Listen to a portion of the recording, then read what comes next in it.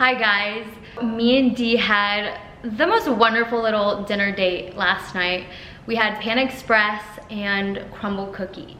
And if you watch my story, you know that I used to get Dee crumble cookie just about every single night. We live right across the street from it, but we had a little home day. It was so much fun. And I wanted to share with you actually the nutrition for what my dinner was last night. So I'm gonna pull it up real quick. All right, so as you can see, the meal was just shy of 1900 calories. It was about 260 grams of carbs, 81 grams of fat, and 46 grams of protein. And that is typically, just calorie-wise, about how much that I would eat in an entire day just to maintain my weight.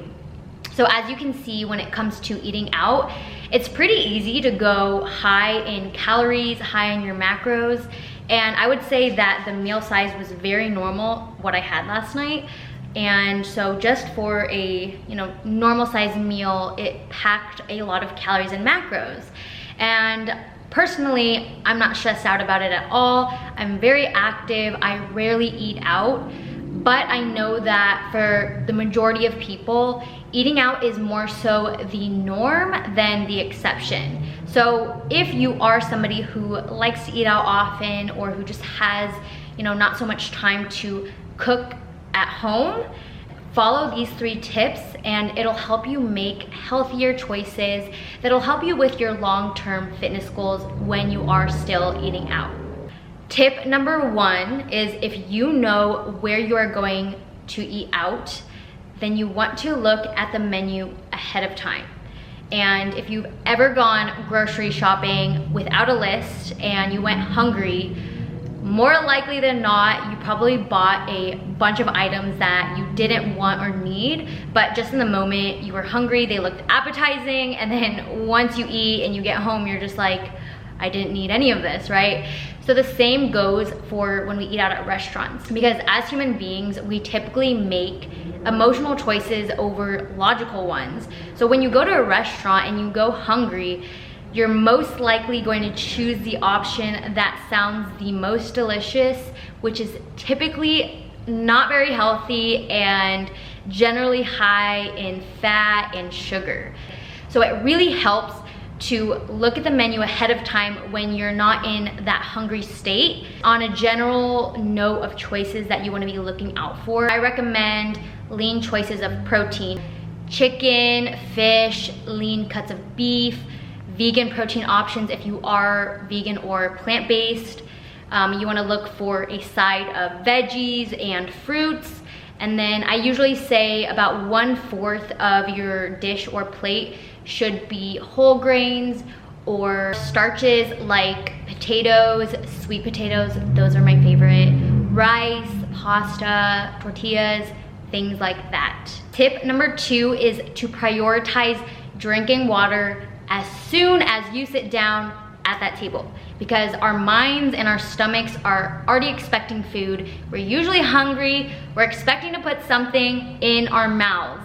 And drinking water as soon as you sit down, an entire glass of water, really helps satiate your mind cravings and your stomach cravings, and it actually helps fill your stomach up a little bit, which tells your mind that it is not as hungry. So it prevents you from, 1, eating so rapidly, overeating, and just being more in tune with your hunger cues, so that when you leave the restaurant, you'll be proud of the decisions that you made, rather than feeling overly stuffed, like you just want to lay down and pass out.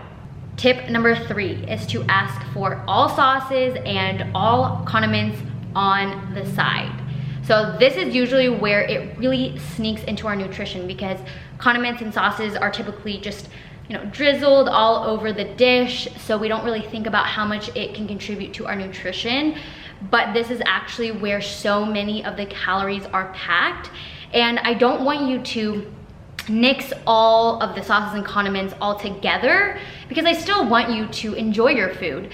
But the key is to add a minimum at the beginning, taste your dish, see how you like it, and if you feel like you need to add a little bit more, then you can continue doing so until you're happy, rather than having your dish drenched in extra condiments and sauces that you might not have needed to enjoy your dish in the first place.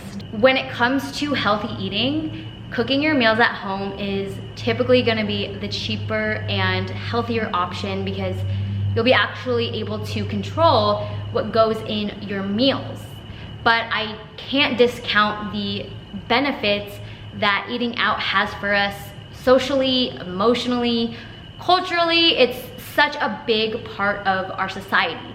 So instead of skipping eating out altogether, follow these 3 tips the next time you eat out so that you can actually make progress towards your long-term fitness goals and just feel better on a daily basis. If you have any other videos that you'd like me to make on, please leave them in the comments below. And I just want you to remember that you have one body. You have one body in this life. Treat it well, be kind to it, and be kind to yourself. So I will see you in my next video. Thank you so much. Bye guys.